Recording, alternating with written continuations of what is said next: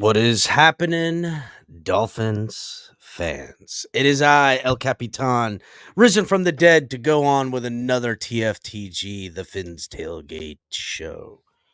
Yeah, I've been busy, you know.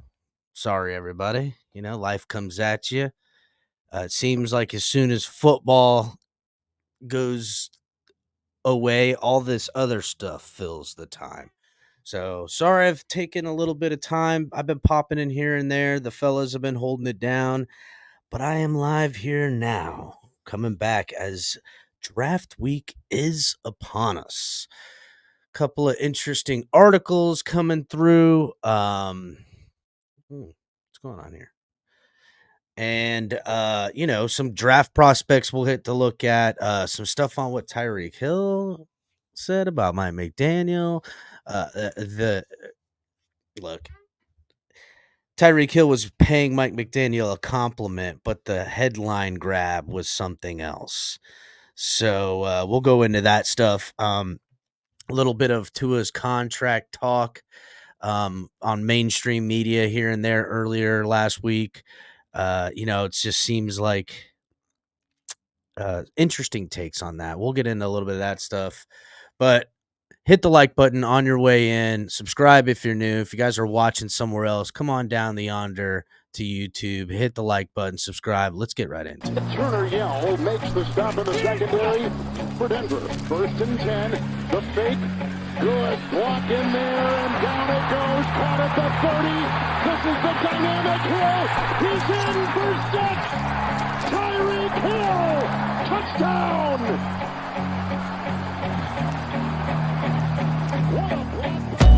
Take into your hands a plan, your own hands can land your own brand. And damn, I feel like no one takes accountability. They want the credibility, convincingly unwilling to put in the hours it takes to get some power. Don't be f***ing sour, take a cold shower, scream until you're louder, work until you're prouder, and f*** all the doubters, they're just your downers. I swear to God they all let me down. I always fought just to wear the crown. I'm off, it's these fucking clowns who were all taught they deserve it now. It's only worth it if you work for it. Yes. Welcome again to another episode of the Fins Tailgate with your host, El Capitan.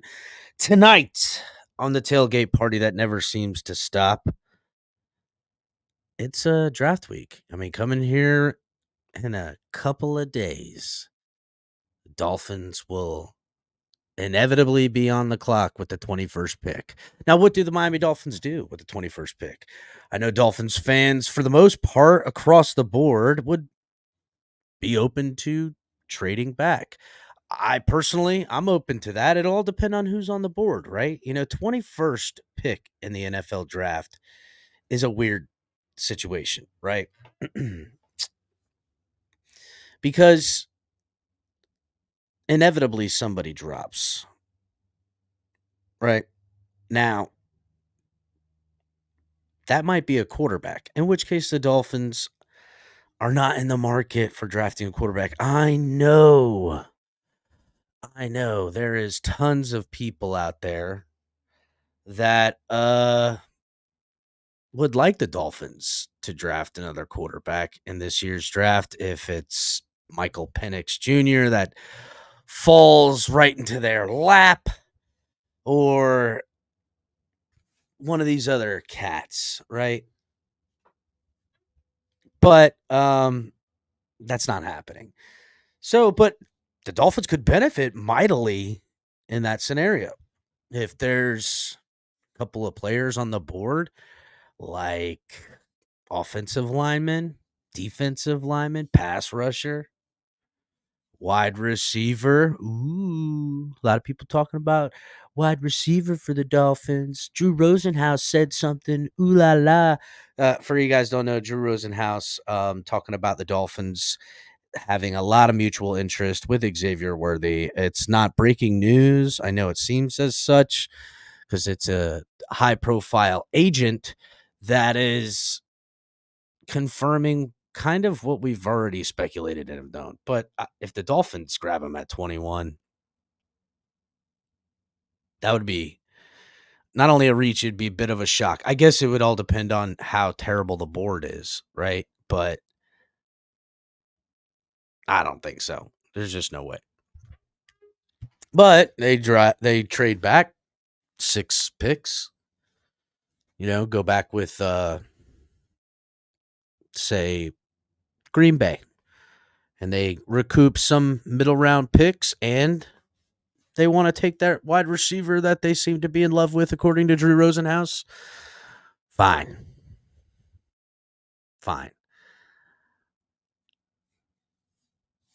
I don't think it's very smart. I do know this: if the Dolphins take a wide receiver in the first round, I will be holding this offense to an immensely high standard. I'm like, I don't want to hear about the O-line. I don't want to hear about the run defense. I want to hear none of that.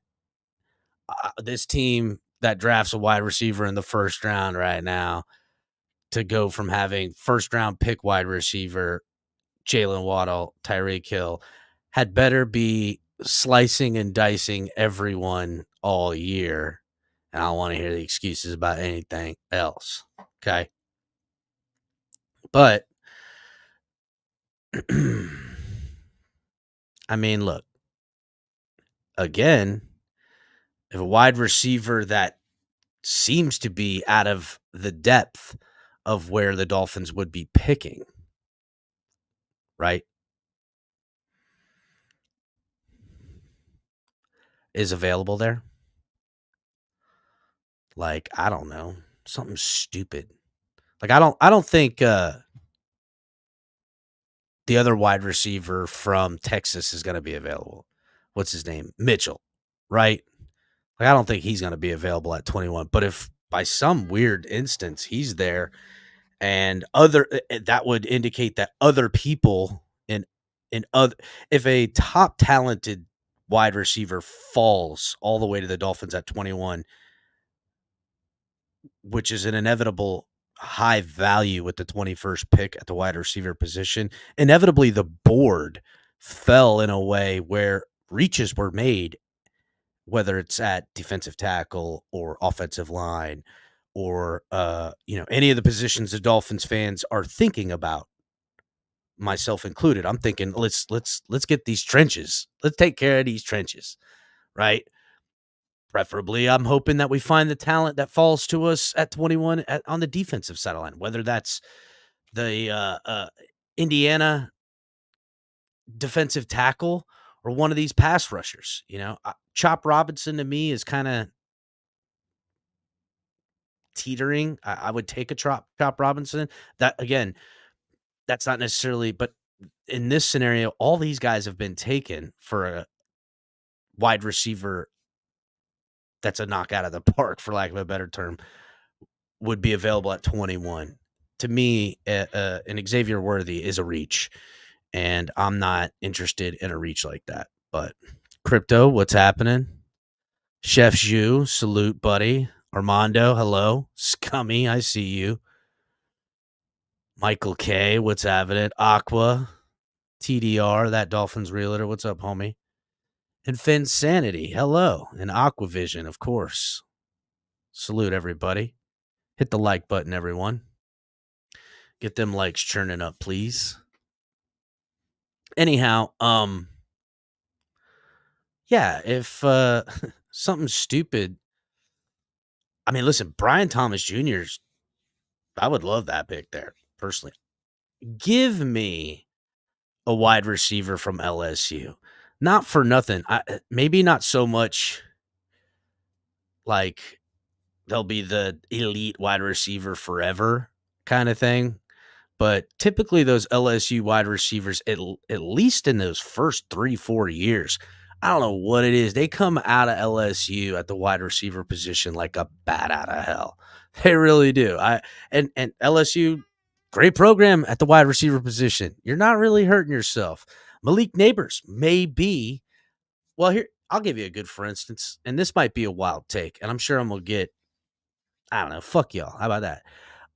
I think coming out of the draft early, Malik Neighbors will be heralded as the better pick over Marvin Harrison Jr.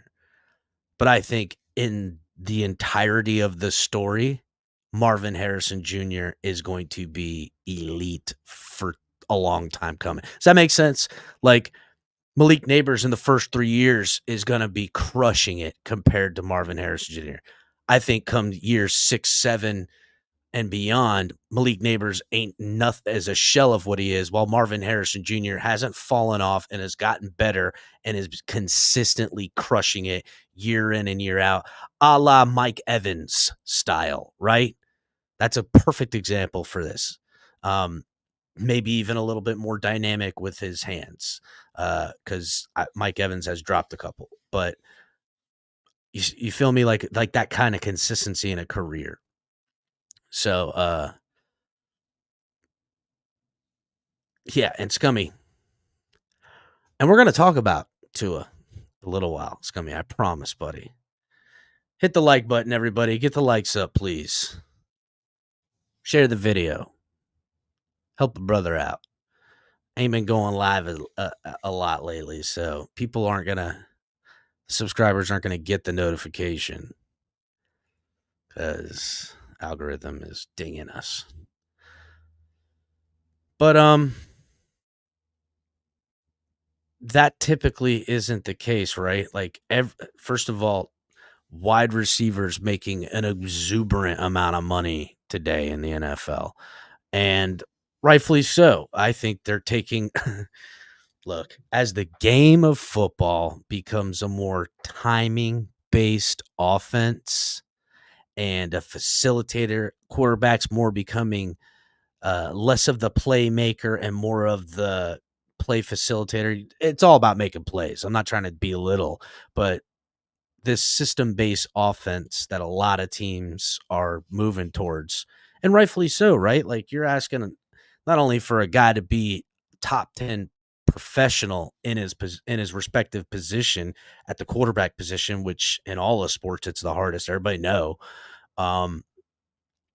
but then you're asking them to be the 1% of the 1% by having some athleticism that can rival that of the freak athletes you're surrounded by. So it makes sense for the league itself to try to figure a way to be successful without finding a diamond in the rough, however you want to say, right? So this system-based offense becoming more like a facilitating offense. And look at like how the Chiefs ran for all those years with Alex Smith. It was about playmakers. Alex Smith just doling it out. He thought a little this, little that, maybe a little throw every now and again. Hiya. But it was about getting it into your playmakers' hands in space. So because of that, wide receivers, freaking running backs taking a hit, but wide receivers market is expensive as hell. So I don't foresee one of these top wide receivers falling to the Dolphins at 21.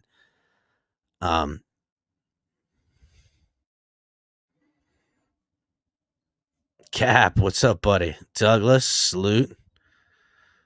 Scotty Joe, what's going on? Hit the like button. Raph, I see you, buddy. Daniel Barry, it's good. Hit the like button, everybody. Get them likes up. So yeah, I don't really it would be shocking. I don't want to say shocking. It would be shocking if it was Xavier Worthy with the 21st pick. How about that? I would say that. It would shock me if it was Xavier Worthy with the 21st pick, because to me, the 20 other players off the board with, we'll even say for the Dolphins, we'll even just call it 17 players, because there's going to be at least 3 quarterbacks taken in the top 20. Probably 5, but I'm just going to only do 3. So that means 17 players, because Dolphins have no quarterbacks on their fucking board. They don't. I don't care. Whatever. The 17 players that have been taken, that are taken off their board, some of them aren't even going to matter. One of them's going to be a tight end. That was never on their board. Does a running back go in the top 20. How many of y'all think a running back goes in the first round in the top 20? I mean, Jonathan Brooks from Texas is the number one rated running back right now. 6 foot, 4.45, 216 pounds. Yeah, if Thomas falls to 21, Duke, I'm all over that. But let's just kind of, I mean, look, running backs go in the first round. Do they go in the top 20 like this anymore? Not really. Not unless they're, freaks. Everybody knows about the running back coming. Like when Ezekiel Elliott was coming in, everybody knew that. Everybody's like, oh, Ezekiel Elliott, da da da. There'll probably be a running back taken in the first round because there kind of usually is. But if there's not, I wouldn't. It's not going inside the top 20. So we're going to say 17 picks off the Dolphins board right now. With 3 quarterbacks taken, no running backs taken, 1 tight end off the board for the Dolphins. There's going to be a couple of these wide receivers taken off the board. So there's 16 with the tight end. We'll say 3 wide receivers right off rip. We know Marvin Harrison's going. So right there, that takes us to 15 guys off the board. We know the LSU guys going. There's 14 now left to fill. We'll say who else in the wide receiver room?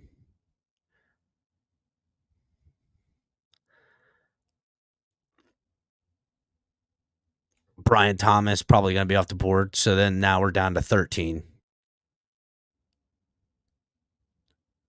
Who else will be? You guys think the kid from Washington will be off the board? I mean, he should. So we'll say he's off the board too. So now we're down to 12 other guys. Let's just run through a couple positions real quick.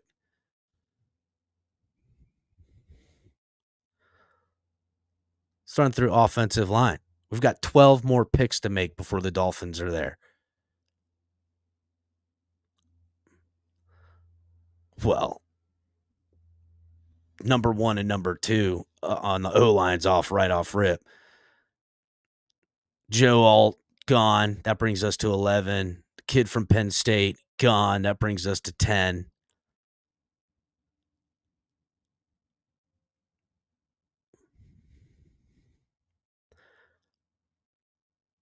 Probably. Well, all right, let's say now we got 10 more picks to fill. Let's hit another position, right? Because defensive line.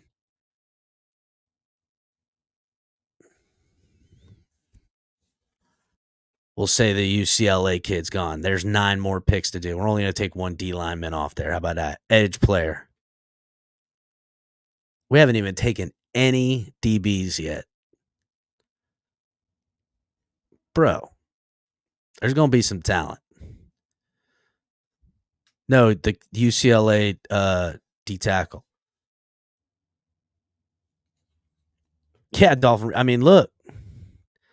Dolphins really. First of all, we already took 1 tight end off the board. We took 3 quarterbacks off the board. We've taken 3 or 4 wide receivers. We've taken, what did I say? 1 tight end, 3 offensive tackles. I mean, dude,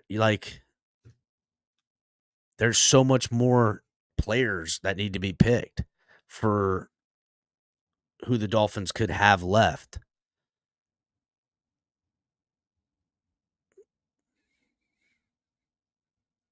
Let's see. I'm just looking here real quick.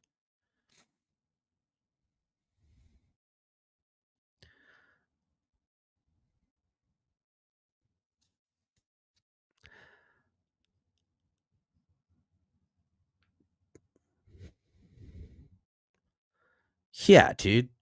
I mean, we could take 3 more freaking corners easy off I mean, again, Dolphins are gonna find themselves probably in a good position to maximize their talent or trade back at 21 because there's just not enough picks, dude. Like, I'm looking at everybody and we know how the draft rolls, and it's gonna be, 4 DBs, 4 wide receivers.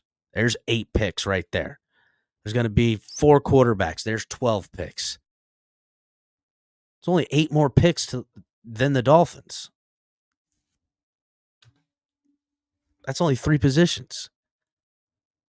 Tackles. We'll say 3 tackles. I mean,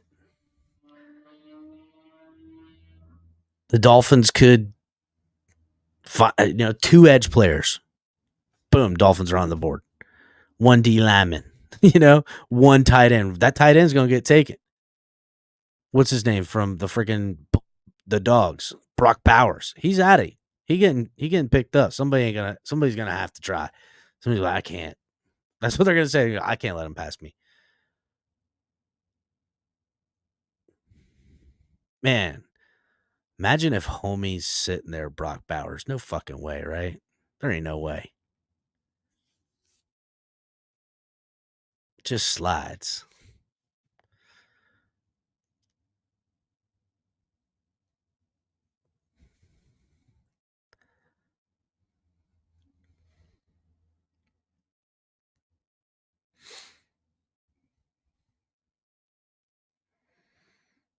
Yeah, a couple of linebackers.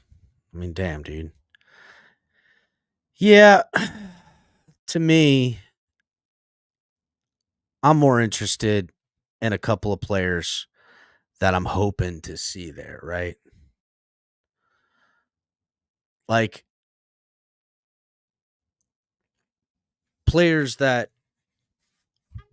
are in the trenches. I'm hoping to see a defensive lineman, preferably an edge player, right? Um, that would be the dope. That would be the best. Give me a pass rusher, outside linebacker, edge player, whatever. That would be really great to take if somebody falls that, shouldn't be there. What up, Greg?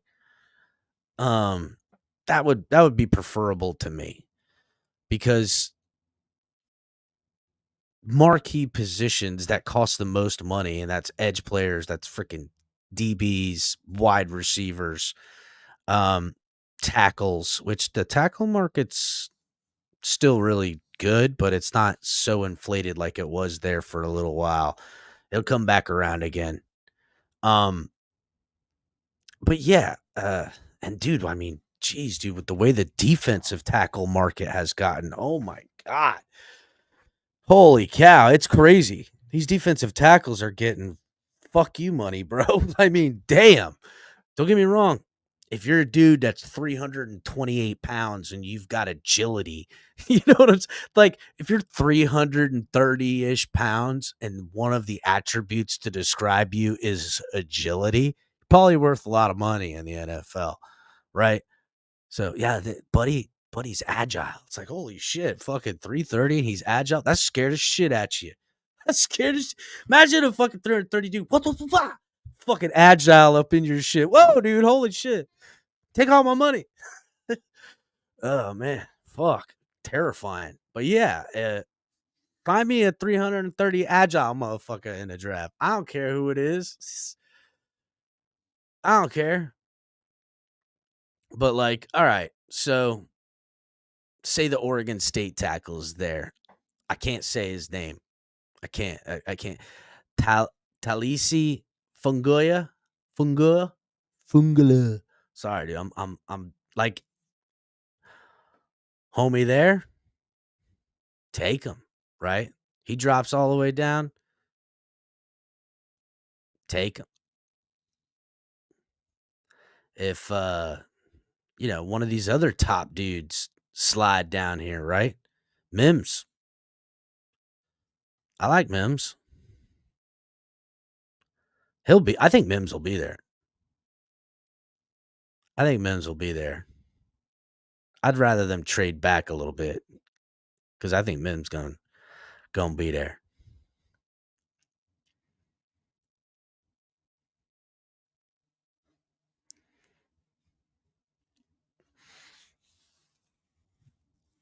What up, X Factor?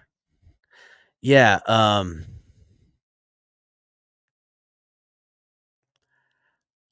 if that kid from Alabama somehow falls out, like I could totally see that happening, right? The JC Latham, that's the type of player that ends up just being there at 21. That would be a pretty sweet snag for the Dolphins. Say what you will, but gotta be on it with the trench play. Slide him in at guard. Soon as Armstead ain't feeling good, kick him out. Slide in a new guard. Prepare for your future at the left tackle position. Go younger. Go cheaper. Solid move.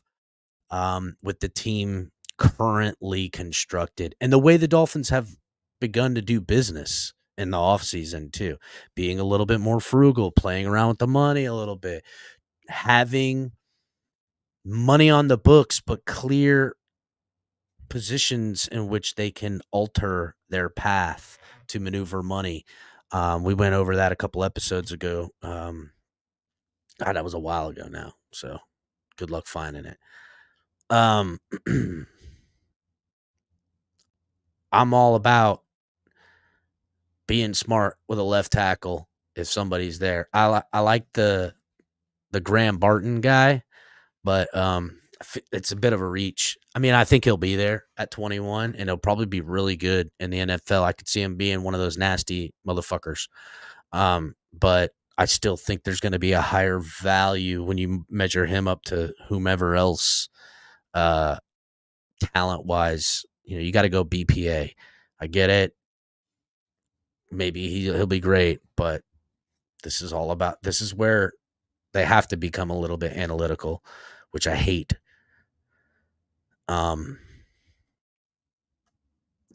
Yeah, okay, so everybody likes Chop. I hear Chop Robinson. I don't know, man. Like, he looks good, right? I just fear sometimes, especially at the edge position. It's so ridiculous, bro. To me, if a guy looks even remotely slow in college, and I'm not saying Chop was slow, so just let me be clear. And that could be slow, not from athleticism. It could just be about timing, could be about, a hesitation, could be anything that you could potentially coach out, right? In the NFL, you're slow is the only thing you can't be, dog. Like, everybody's fast in the NFL. And if for a lot of these guys that I don't know if it's a cerebral thing, whatever it is, it's an individual by individual case. Relying on strength or athleticism is only going to get you so far. So I don't know if it's a coachable thing or whatever, but Chop to me looks like there's a little bit of if there's raw talent, but I'm not interested in a raw talent. If they take him, fine, I'll be cool with it. But I'm not interested in a raw talent type of thing, something to build in that way. At the defensive pass rushing outside linebacker position, we have seen that fail. To me, I would rather take a guy who has a strong anchor and a lot of raw talent at a defensive tackle position. There's less room for bust in that situation. Even Raekwon Davis, the D tackle, is much of a bust you want to put on for a second round pick that really did not work out and did not become the player we had hoped. He at least wasn't a fucking liability on the field when he was out there. He wasn't a playmaker like we hoped. But he wasn't a liability either. And I can live with someone not being a liability. When you're strong with raw talent at a defensive tackle position, it's head and toes better than strong raw talent at the fucking pass rushing position. Their learning curve is just so much. These guys gotta think quick, they gotta dude. It's hard, real hard position being a pass rusher with the way quarterbacks are, the way play action is, dropping back, knowing your duties, being able to disengage and drop back in the freaking flat, coming back and making plays. Those guys got a lot on their mind. Defensive tackle, easier transition with raw talent. To me, now if a guy has raw talent and he's just he's got stupid speed. Yeah, he's got all the weight and measurables you need at the position, but I don't know, whatever his lacking is, but he has raw talent that's just freak speed on the outside. That's something you can work with in the pass rushing. Yeah, and that's the thing, TDR. He doesn't know how to get technical yet. Watch his hands. Exactly. That's kind of my point, right? It seems like he's hesitating and thinking rather than acting and being technical, like he's been training. Maybe he'll get better, maybe so. And maybe the Dolphins could get the best out of him. But yes, Chop is fast as fuck. But again, dude, I see hesitation, and that shit ain't gonna fly in the NFL. So, but let me see here.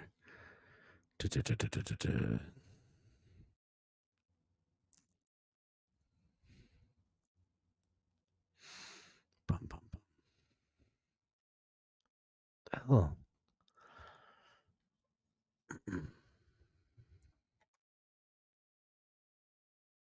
There it is.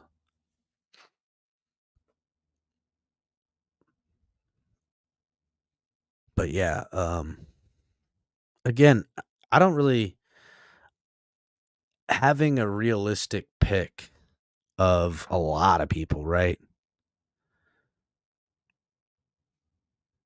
There's a lot of realistic picks that'll be there at 21.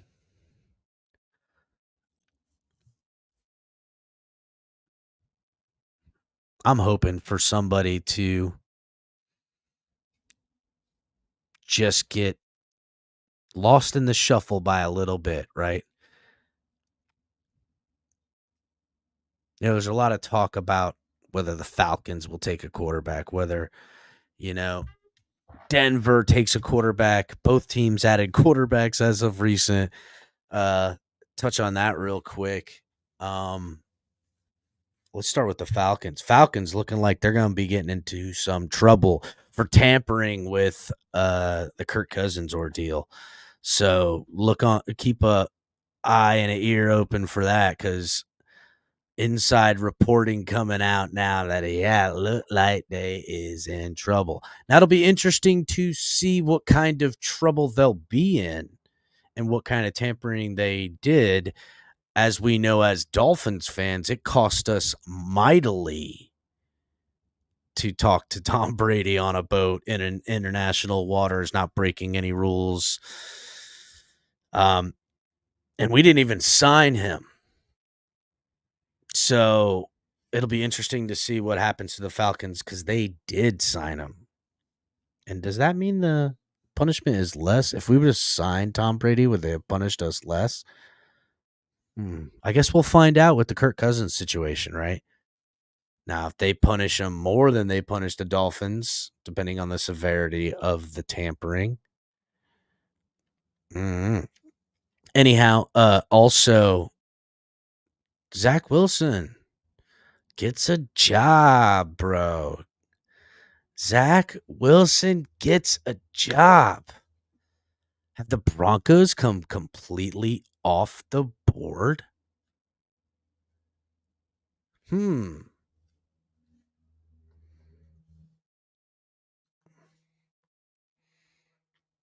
Zach Wilson goes to the Broncos, late round swap. Nobody saw that coming, huh? I bet you Pete.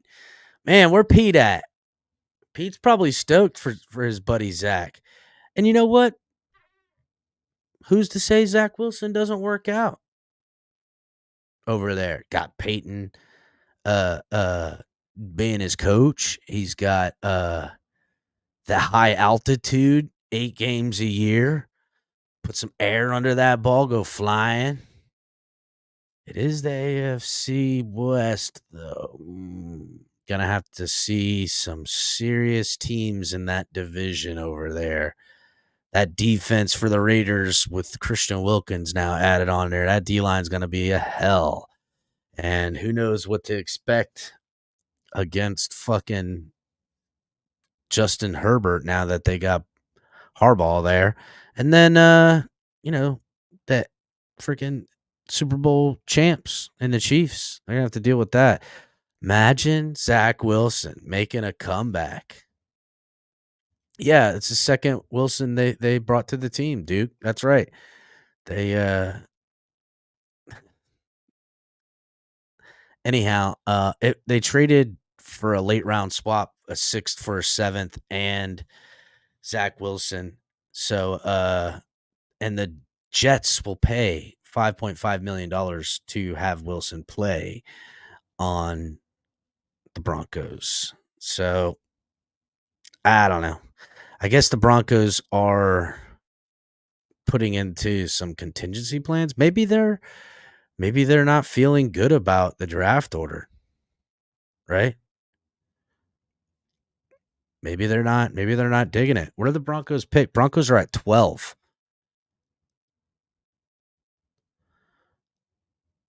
Right? We know shit. It could be 3 quarterbacks taking 1, 2, 3. All 3 teams need them.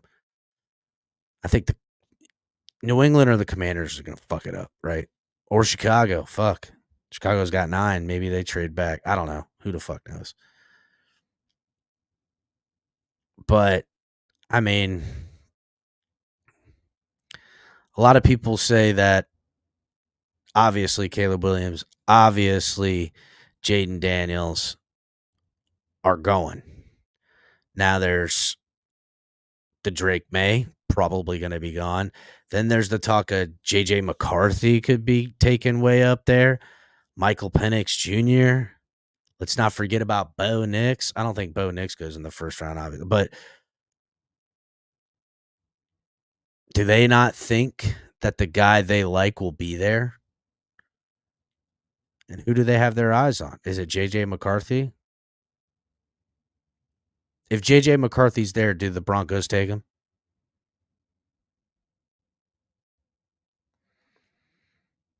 I don't know, Greg. Like, wouldn't that be right on the nose?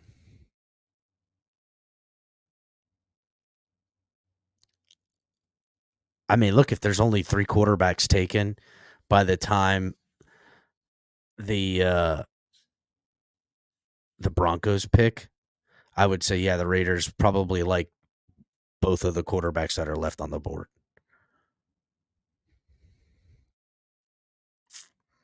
I don't know. You know what's crazy? Is that Spencer Rattler. Has anyone ever seen someone fall so far from grace like that? Like this guy, it seemed like 2 years ago, everybody's talking, this is a first-round draft pick. Now I don't even know where the fuck this guy even plays football anymore. What team does Spencer Rattler even play for in college?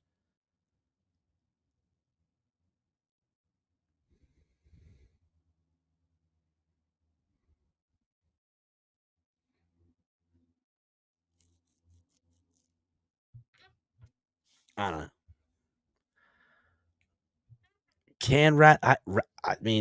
They were talking about him being the next Patrick Mahomes. South Carolina. That's right, G. Thank you. I don't know, man. Watch Spencer Rattler come in here and be the gangster of them all, bro. That would be nuts. Comes back, takes himself some PEDs, some human growth hormone, gets yoked, and just goes ham on these fools. That would be good for his career. I don't know, but yeah, as far as the Dolphins in the draft, there's going to be plenty. Shit, dude. maybe 5 quarterbacks are off the board. At least 15 other picks. 15.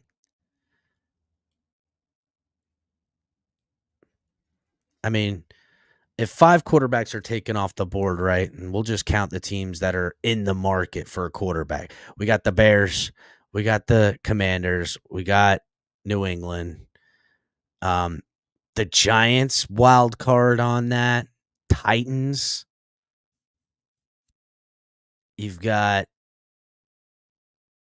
Vikings, who look like they've been moving up the board since the jump. I mean, fuck, it seems like every one of these teams needs one. I mean, every one of these teams could actually, depending on the Jets draft at 10, right?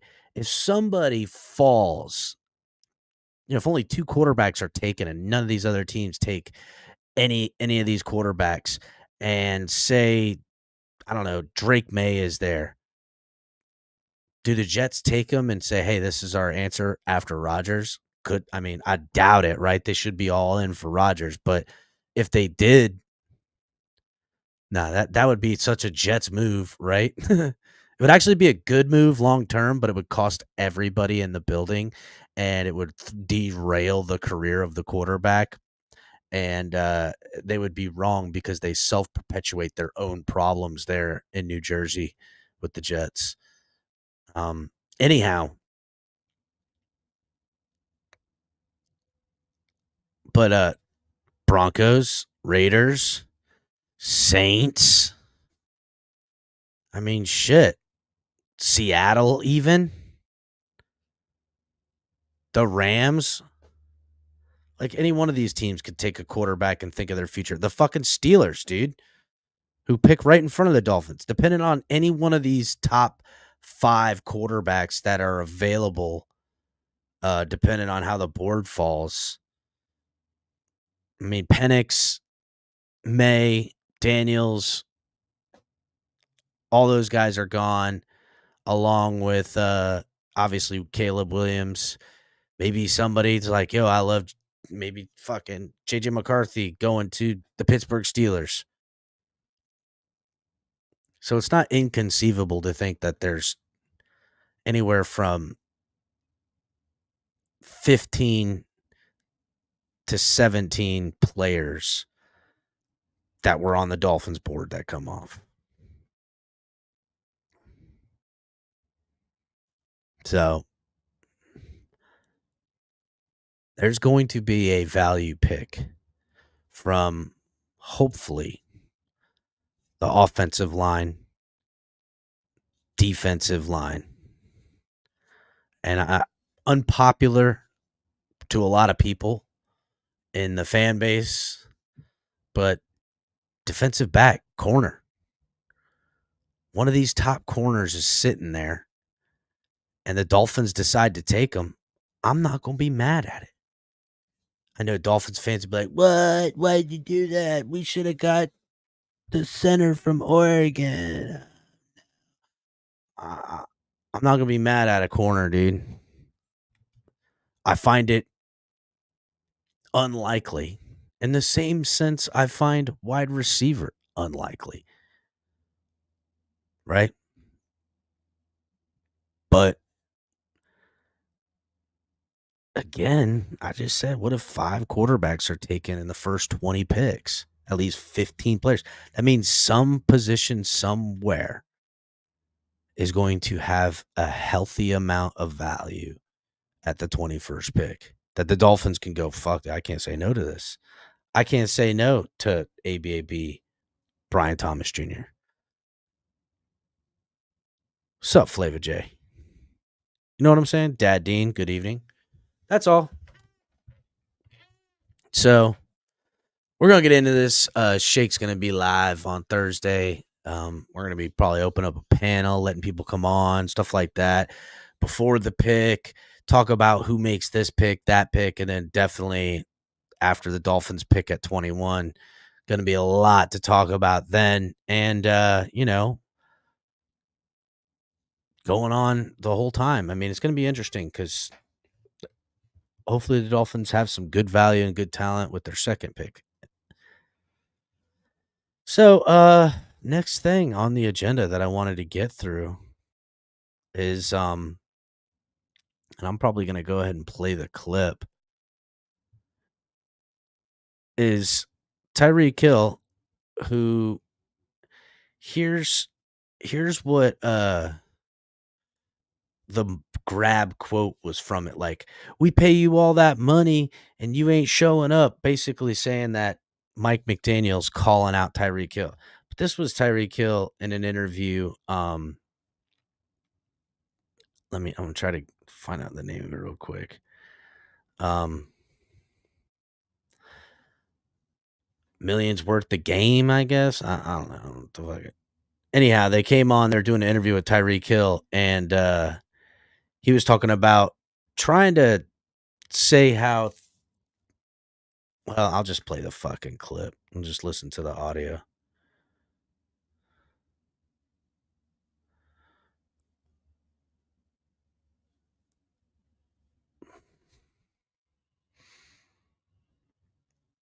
Let me know in the comment section if you can hear this. From the meeting room with the coaches calling you out in front of other guys, because a lot of guys aren't used to that. A lot of guys aren't used to sitting inside of a meeting room, being the best player on their team their whole entire life, and then a coach saying, "Bro, you suck this play." You ever had somebody say that to you? Oh yeah, this year, Miami Dolphins. You know what I'm saying? Like, so essentially saying, I ain't never had somebody put me on blast in front of the whole team like this. And they're like, "What? Dang, when this happened to you?" And he's like, "This happened this year with the Dolphins." The play against Snead, the Chiefs. Everybody see this play against the Chiefs. One him into the flow. He called me out. He like, "Reek, bro, you supposed to be the best player in the league, and you got this guy putting hands all over you like that." It's, man, we pay you. Who didn't say that? First of all, who didn't say, "God damn, Tyreek Hill, how you finna be the best and let Snead punk you up and down the field like that?" Who didn't say that? Pay you all this money for what? And for me, I love to see this play against the Chiefs. One him into the flow. He called me out. He like, "Reek, bro, you supposed to be the best player in the league, and you got this guy putting hands all over you like that." It's, man, we pay you all this money for what? And for me, I love that. We pay you all this money for what? Let's hope he uses this. I'm gonna take That's what he says. and I'm gonna get better from it. That'll never happen again to me in my life, man. You feel me?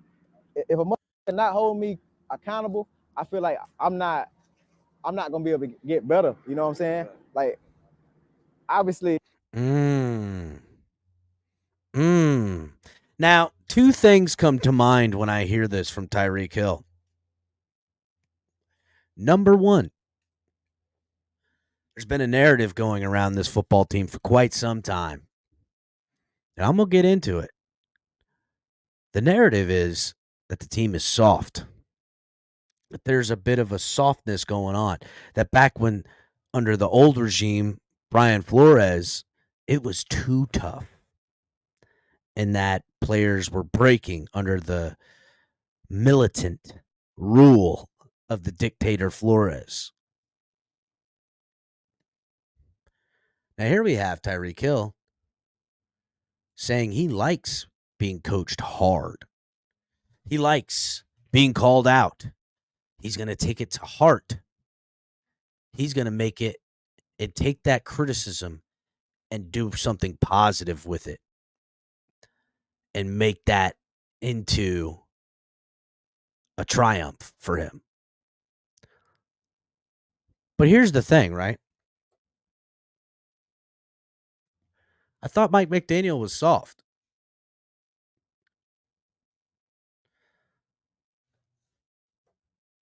And yes, this is kind of my point. Omar Kelly saying that this is BS. Is it? Is Tyreek Hill capping? Because what Tyreek Hill said is something I heard a lot of us say all over social media, most certainly here at the Fins Tailgate. Because, we ain't got no hair on our tongue. We tell you exactly how we feel and what we think. And I don't give a shit if it hurts your damn feelings. Grow up. I'm not gonna be it's not gonna be degrading, and it's definitely not gonna be in a malicious manner. But if my opinions offend you, fuck yourself. If you're gonna try to take some bullshit ass high road because my opinions offended you, well, I'm sorry. You look down at your nose at everybody who doesn't have the same group think of nonsense that you have.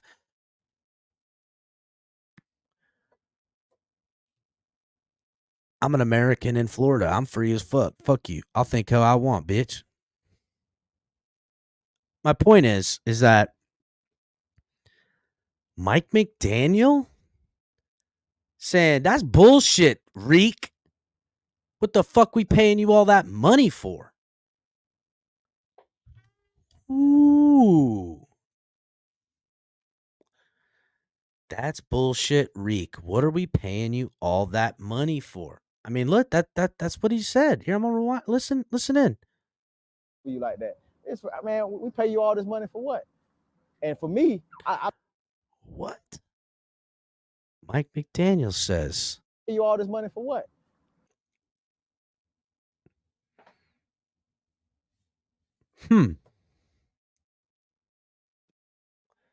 Paying you all this money for what?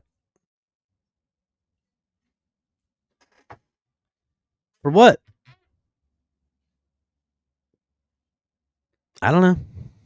I know. I think Tyreek Hill has been pretty darn successful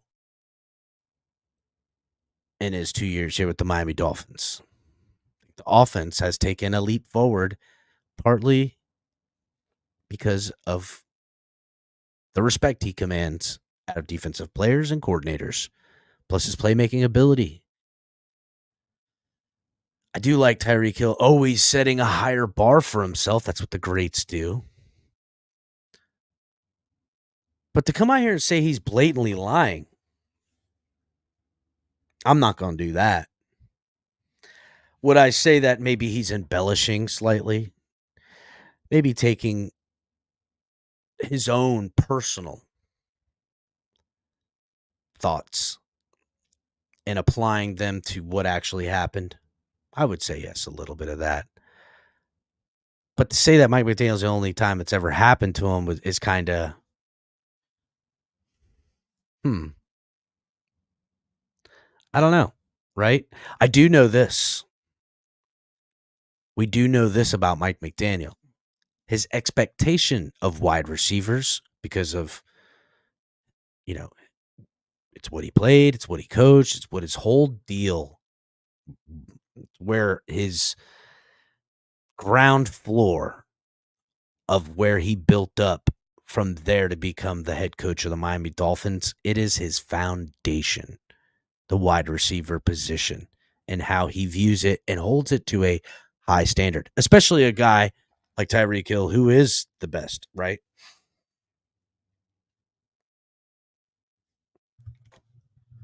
What's up, Roberto? Renewing. What's good, homie? Tyreek goes from being Randy Moss versus the bad teams to turning into Ted Ginn Jr. versus the good teams, which offends me. So offended right now. Damn. He's offended. I will say this offense kind of does that, right? Tyreek Hill, Tua, Mike McDaniel, all guilty of that. All of them. Certainly not up to par when it's working. It's working for you and you're just having your way. You own it. There definitely needs to be some more grit at times. And that's the thing about physicality, right? In football. Whether it's through your wide receivers, your running game, whatever it has you. Shit ain't going your way. Get extra physical and it'll start going your way. So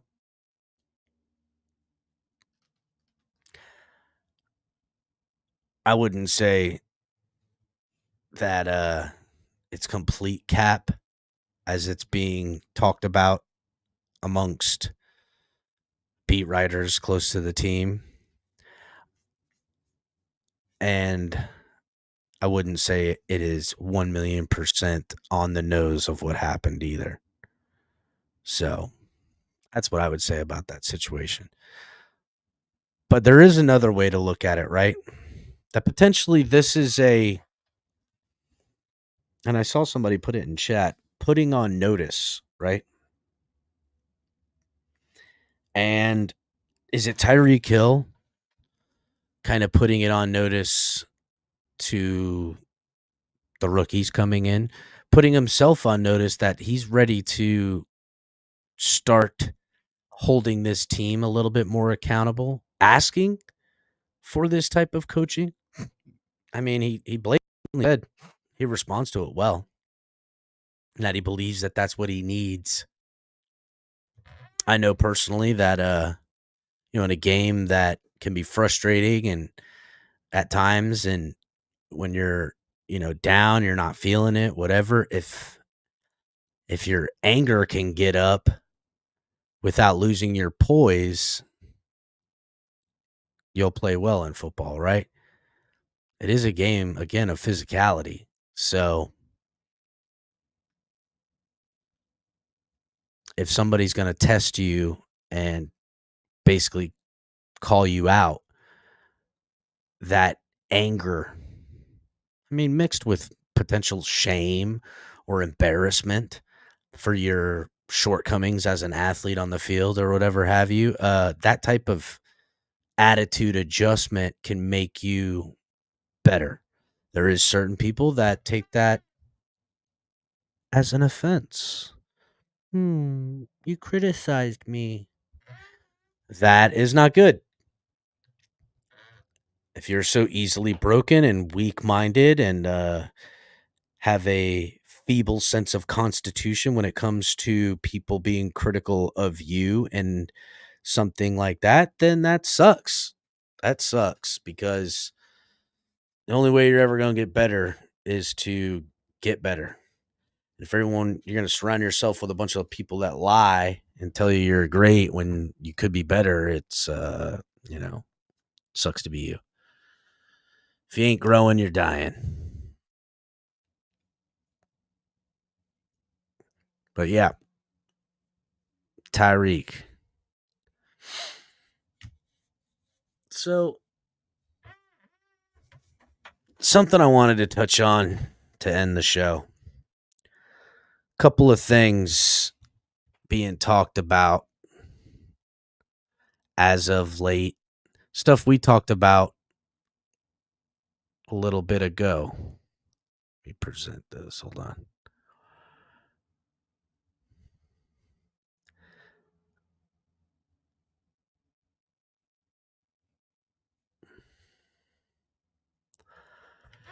And it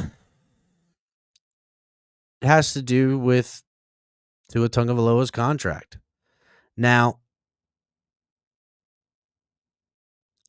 I'm just going to say that, it's something been talked about a lot this offseason, right? Obviously, Tua Tagovailoa's contract. Dolphins are in a good place. They're going to get a deal done. They like it. Blah, blah, blah, blah, blah, blah, blah. Whatever you want to say, right? What's up, Steve?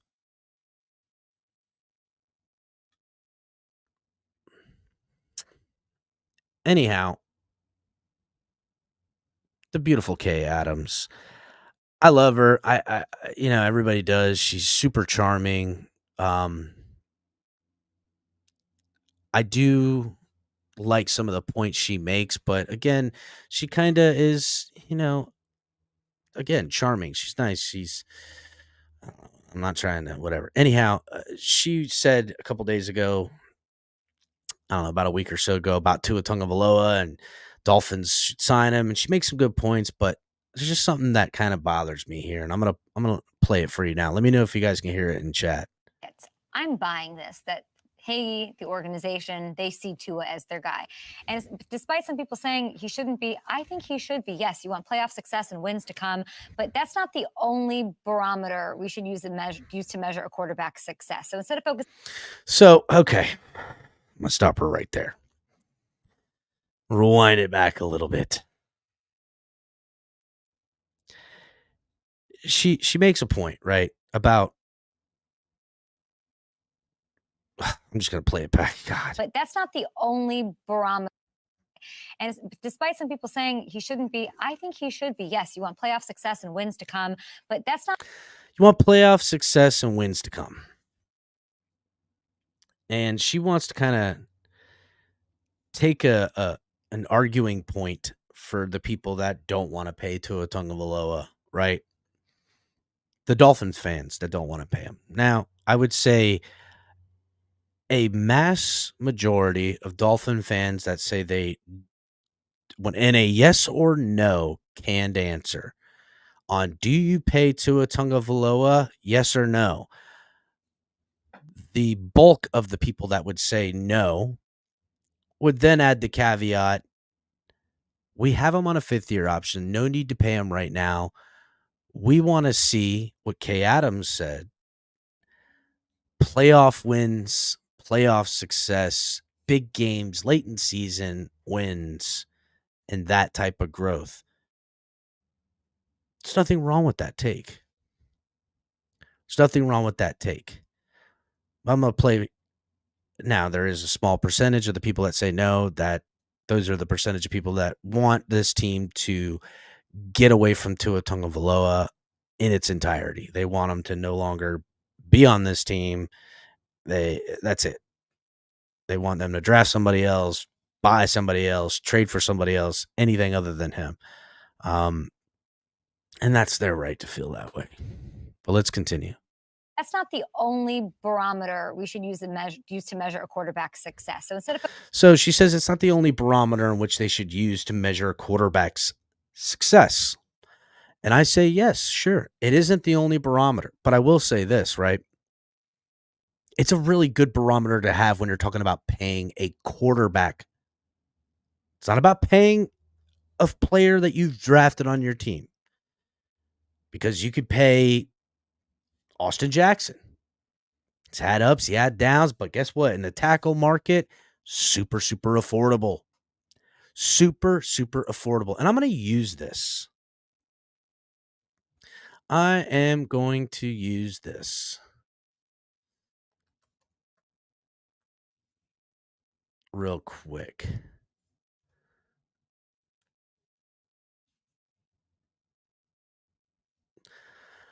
Austin Jackson contract.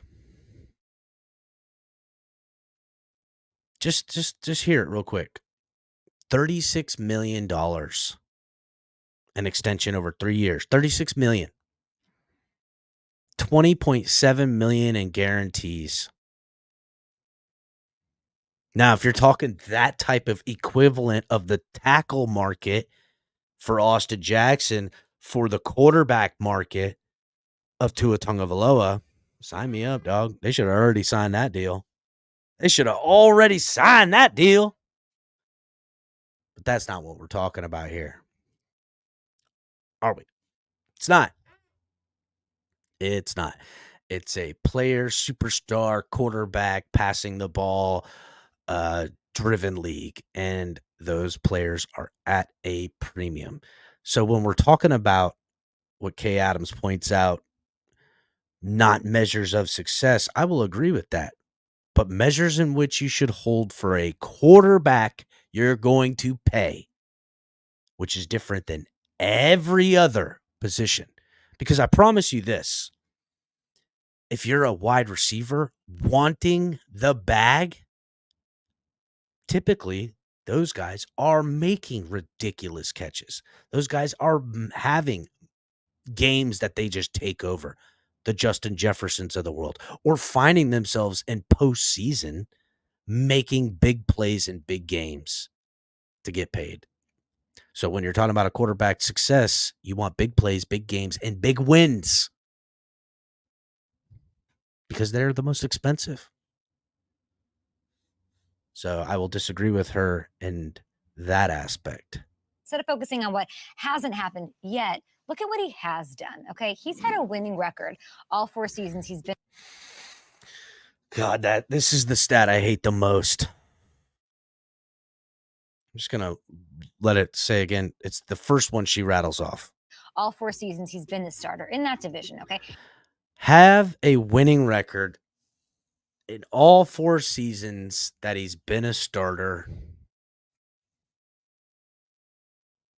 I hate that fucking stat. Because if you say all 4 seasons that Tua's been a starter, the Dolphins have a winning record, that would be a lie. If you say the Dolphins for all 4 seasons that Tua's been a starter have a winning record, well, okay, they do have a winning record, but again, my point is that it's a biased stat.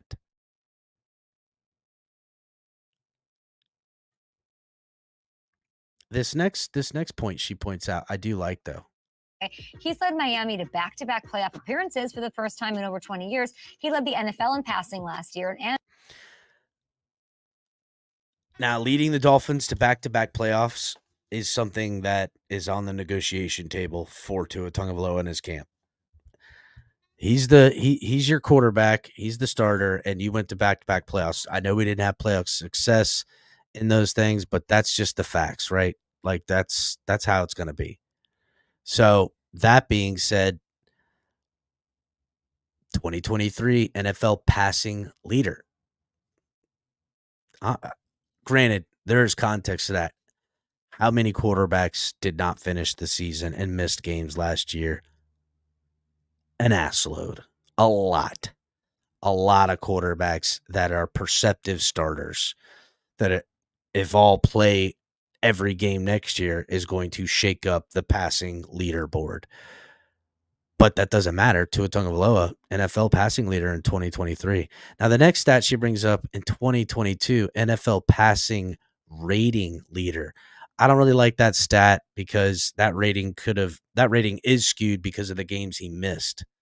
It's just all there is to it. That's all there is to it. I get that at the end of the year and they see who had the best passing rating. It was Tua, but I don't like stats like that. They're incomplete. And I get it. People are like, oh, you're stat pulling. I don't care. Fuck you. How about that? And a passer rating the year before that. Are we really going to sit here and completely discredit all of that because he was injured and didn't play in the playoffs 1 year and then lost to Patrick Mahomes with a decimated roster the next? Like, that's crazy.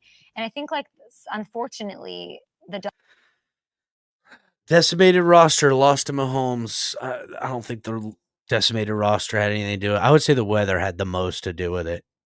And in hindsight, we were all super pissed about the Dolphins losing against the Chiefs. But as cold as fuck as that game was, and for us knowing our quarterback in inclement weather games isn't his best, this offense was not its best in Kansas City in the fucking frozen tundra. But I will blame this on that team. They didn't need to be in that position. And that offense failed us in the final stretch of the season, where the defense did not fail us when they had every reason to, decimated by injury, how Kay Adams says. So again, this topic she's talking about is the quarterback getting his money. But I just told you the facts. She's saying the team was decimated and it fell off, and that's why they lost to Kansas City and Kansas City on the frozen tundra. I'm saying that the team decimated on defense didn't take a step back. The offense took a step back and could have avoided finding themselves in the playoffs on the road in Kansas City for the fucking coldest game imaginable. So you put yourself in that position, and the offense wasn't decimated by injury in that game. You should have dug yourself out of it, and you didn't. Granted, best team in the NFL won the Super Bowl. Fine. But you should have avoided that from the jump. We could come rolling into that Tennessee game. We had a clear line of sight to the AFC number 1 seed. Yeah, I get it. Long shot. But we certainly had the AFC East all but locked up and potentially could have been the number 2. Could have played at home. And none of that happened because of the failure of the offense. Say what you will. I don't care what anybody says. You're not going to gaslight me. You're not going to change history. That's the facts. And when you're taking that into account and talking about paying a quarterback an exuberant amount of money, that's why you play it a little bit closer to the chest. The Dolphins sort of fell to being the first team that this, the rhythm, the momentum of Chiefs hit before waltzing their way to another Super Bowl. And they sort of worked their way through the Dolphins, and we somehow totally discredit what they were as a team, obviously facing more injuries than a lot of other squads. Not to make excuses. So again, and she prefaced it by saying not making excuses, but a lot more injuries than other squads. I don't want to hear that shit, dude. I don't want to hear injuries. There were so many teams in the AFC that lost their quarterbacks. So I don't want to hear it. And that's that. And again, the lack of offensive production versus the decimation of injuries did not warrant the result. So there's this type of conversation going on. Also, other mainstream media people popping in and talking. And, God bless Kay Adams, right? Again, she's charming. She wants to do the fluffy stuff, the sweet stuff. She likes fans. Fans like to be excited about things. More so than they like to be angry about things for obvious reasons, right? But the flip side of that, obviously, with the negative part would be Chris Sims and Mike Florio, which they kind of, again, hijacked our take when we broke down all the teams that would even be potential in the market for Tua Tagovailoa in 2025 if the Dolphins didn't come to terms with him between now and free agency in 2025. And their point was a little bit more broad than that. But again, PFT jacking our takes. They love to do that when it comes to the Dolphins. I don't know which one of these bots be watching the shows on replay and jacking our whole fucking deal. But anyhow, so now my big thing or my concern is that, hey, Chris Greer, right? He's tied to Tua. There's a lot of pressure with him in the Tua situation. It didn't work out with Brian Flores. Everybody knows Justin Herbert's better than Tua in the NFL. There's his dig. Okay, there's his dig. And he's got to do that because he plays the villain in this scenario. Everybody knows Justin Herbert's better than Tua. Debatable. Justin Herbert have a better arm than Tua? Sure. A better NFL quarterback? Very debatable. On both ends, right?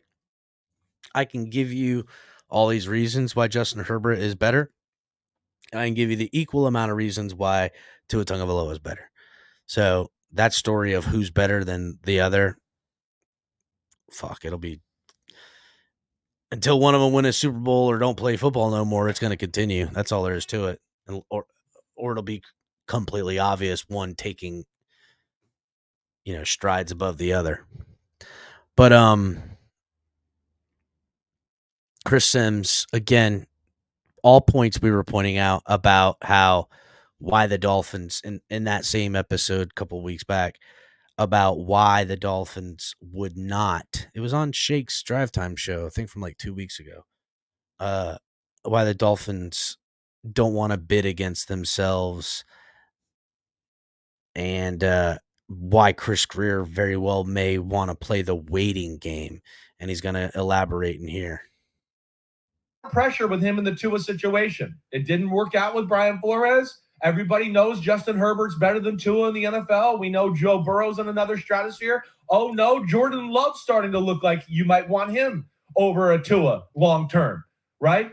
And where I worry about the Dolphins is Chris Greer going to tie himself to such a point with Tua and prove that, he is good and he's the guy, that he's going to hurt the rest of the football team kind of to save his own ass a little bit about the Tua pick. Now, it is kind of an interesting take by him that Chris Greer would try to justify his pick of Tua Tagovailoa to save his own ass. To me, I don't think Chris Sims knows Chris Greer very well, because to me, I think Chris Greer's a little bit more fucking aware than that. He's looking at how that can be his undoing, which is why I think they've slow rolled out this contract situation right now. I can't imagine a scenario where Chris Greer signs somebody because he wants to make him sound like he's right. So, again, team kind of to save his own ass a little bit about the Tua pick. I don't think That's so. what I would worry about. What are they going to pay him?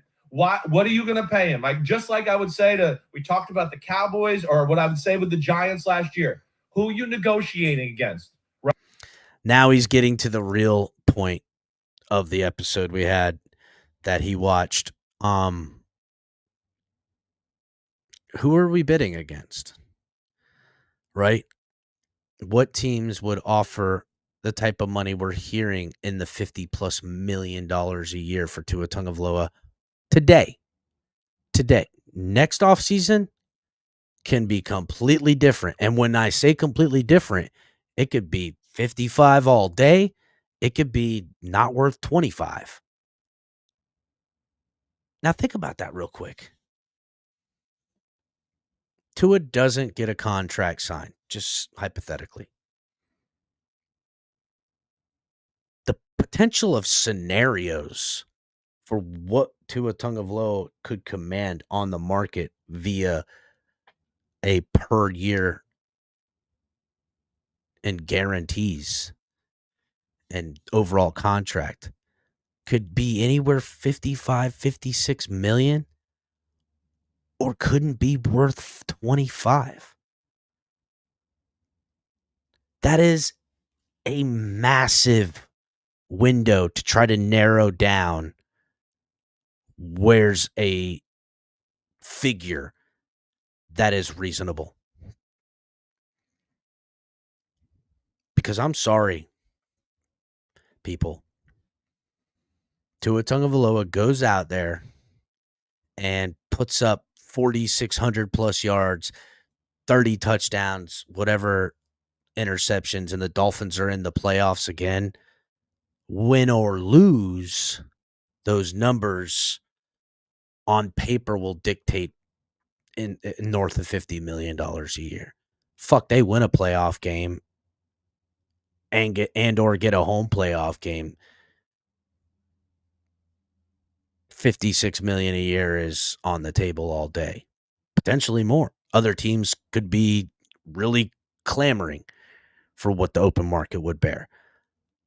But on the flip side, he goes out there and plays lights out, plays really good, very good, averaging 280 yards a game, still with his high,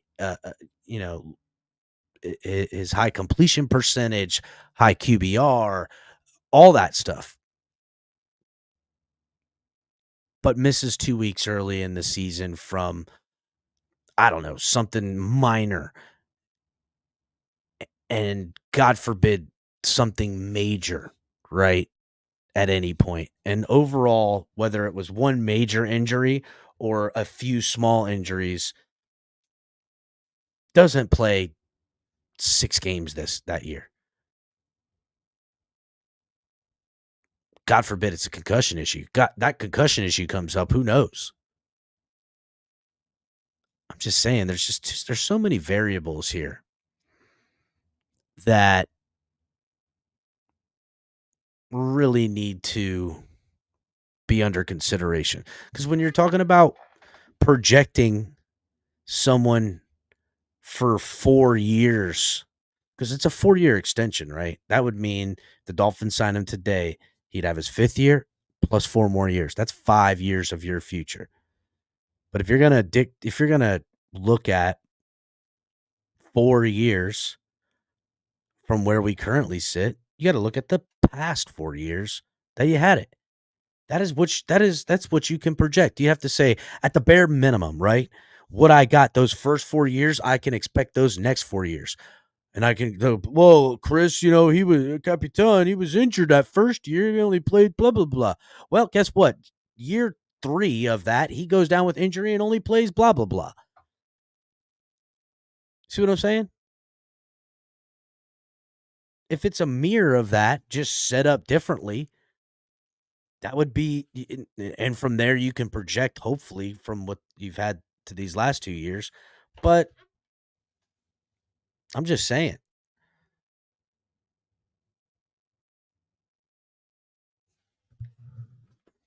Now, Chris Sims does disrespect further in this, though. Right? What's the number? Right? Don't just throw a number out there because you think you need to throw that number out there. Right? They could throw like last year with Daniel Jones. Why $40 million a year? Why? You could have gave him 34, and I think that you could have gone. Tell me some other team that would give you 34 or 32. Show us that team. Oh, crickets. That's right.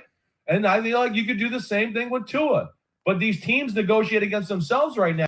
So he didn't necessarily say it there, but thinking you're going to get Tua Tagovailoa for $34 million is fucking asinine. I guess if you signed him to like a $300 million 10-year fully guaranteed deal, and it could average out to $34 million a year or some shit like that with $100 million up front. Maybe the Dolphins pull some weird shit like that and they spread all this money out and it comes out to $34 million a year. That okay, but and I understand what he's saying. And listen, looking at the Daniel Jones situation is a good learning lesson. Now, I don't look at Daniel Jones and Tua Tagovailoa and think that they have any similarities. It was painfully obvious that Daniel Jones just lived on his athleticism, and that's it. Had no football acumen, and I mean that team is all given up on him too. They've been having that other fucking Italian dude, whatever the hell his name is, playing up there. Which is why I said they could be one of the teams in the top 10 making a pick at quarterback. Why the fuck not, right? Daniel Jones is certainly not the guy. But to Chris Sims' point, they gave him $40 million a year. Like, whose bright idea was that shit? And why? Because you had to? Because the market dictated that? Dolphins need to not fall into that market dictated nonsense. And I get it. And here's the thing, right? And I'm gonna start wrapping it up here, but I don't like how people in this fan base get all fucking uppity because somebody gets paid a bunch of money on your team. I don't like that on anything. I don't like it. If the Dolphins signed to it at $58 million, there's going to be a lot of fucking idiots running around here like, that's right. That's right. That's my quarterback. Yeah, break the bank, baby. Everybody going to be so. I'm like, what the fuck? Why the hell are you paying so much damn money? Why? Dolphins fans need to start getting with the program and start looking at, hey, getting a shrewd, good business deal with a player, it should be celebrated 10 times more than people celebrating them fucking us out of all of our cap space. Like, what are you thinking? What's wrong with you people? Why are you cheering for an athlete to get his bag when it obviously in every way is hurting your football team? Doesn't help. If Tua comes out and he signs to $47 million a year, $48 million a year for a 5-year extension for whatever they got, I would be like, wow, that is affordable. That is reasonable. And it shows that this guy, is everything I heard he was from a lot of people, that he's not going to be one of those guys that wants the bag. I heard that every friggin' year up until last year. Up until probably about week 5. Oh, Tua gonna get the bag. Got pay him. Week 5, that started happening. Tua lighten it up. Week 4, week 3, somewhere in between the end of the first quarter and middle of the second quarter of the season, people started going, "Oh, we're gonna pay Tua the bag. Tua coming to back." Up to that point, it was, well, Tua's a good, nice, sweet, fucking Christian boy.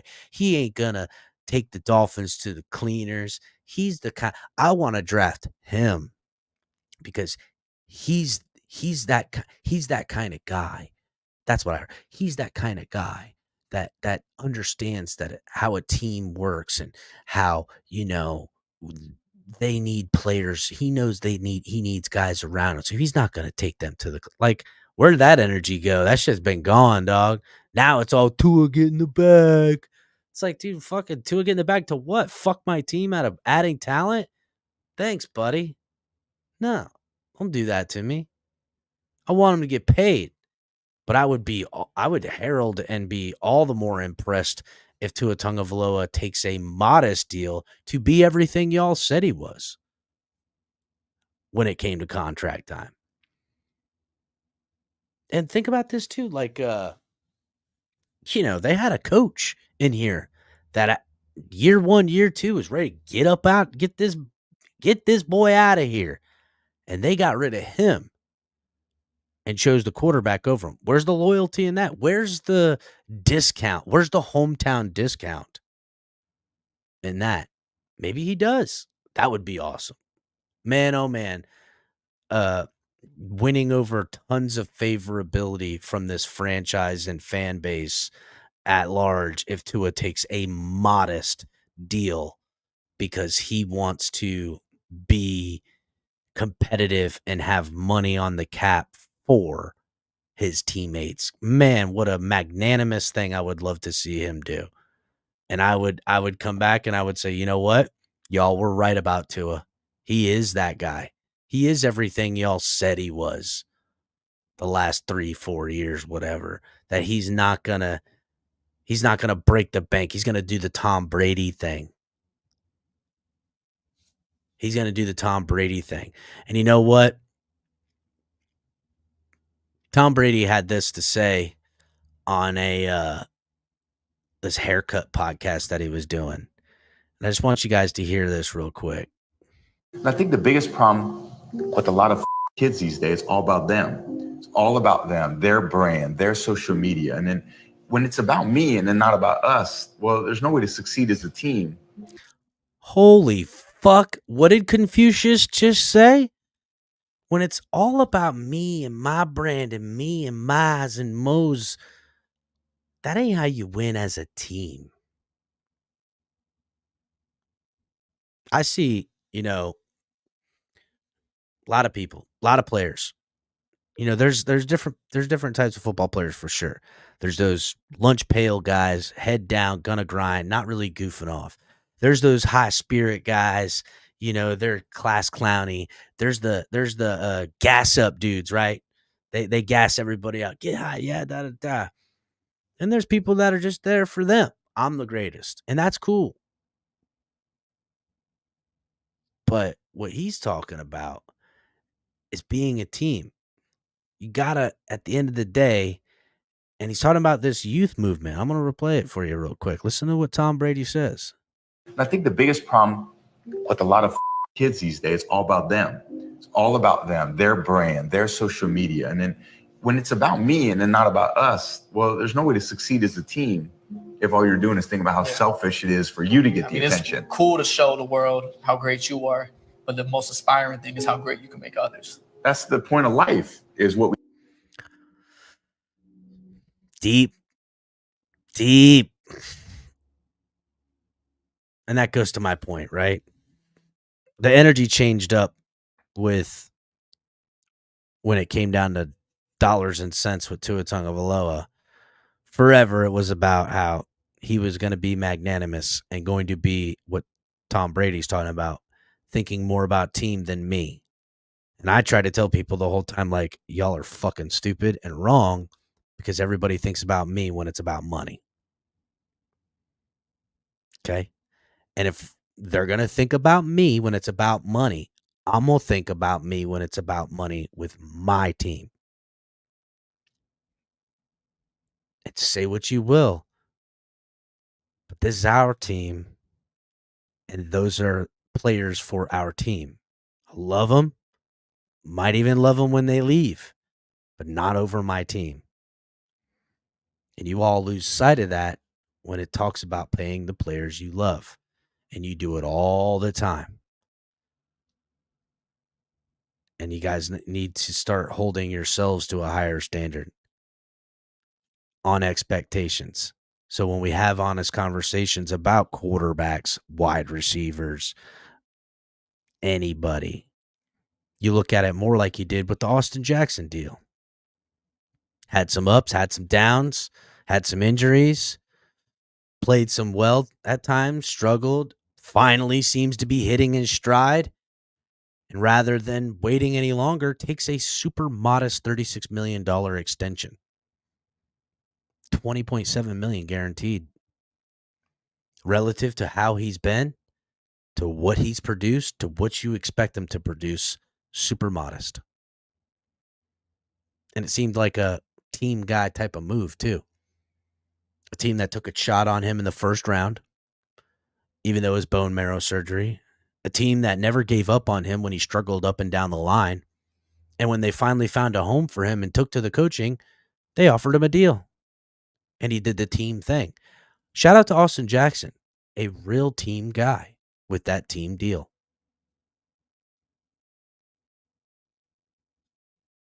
We need to be more celebrating moves like that rather than celebrating the guy taking the bag on our team. Not that it's not to be celebrated. Just remember how it hurts us. All right, guys, hit the like button on your way out. Thanks for coming by. I'll try again to, come on here and do some more Finn's Tailgate episodes. Again, just been super busy, off season, but busy week ahead. So you'll see a lot of me and a lot of the rest of the guys here on the network. So hit the like button, subscribe if you're new, and we'll see you next time. Fins up.